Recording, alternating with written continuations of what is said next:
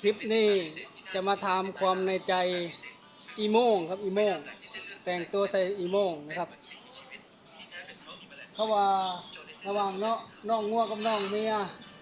น้องงัวกับน้องเมียเขาสิมักตัวใดเสียวยัง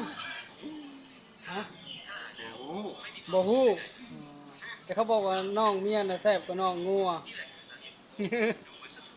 แม่นบ่เพิ่นเขินเพิ่นเขินเพิ่นว่าใส่อีโม่งเคยตันสุ่มเคยบันตันสุ่มเด้อบัดหน้าละโองแล้วจะถามอีกคำถามหนึ่งคำถามที่สองเนาะกันเมียอนุญาตให้เอาเมียน้อยจะเอาบ่โอ้เพิ่นว่ากันเมียอนุญาตให้เอาเมียน้อยนี่เอาได้เพิ่นรับปากว่าเอามาอยู่น้ำกันสบายเนาะให้ป้านี่บ่ป้าเอามาขาของบ่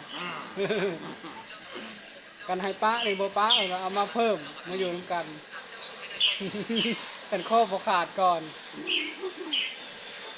ต้องว่าหลายย้ายห่างจบคลิป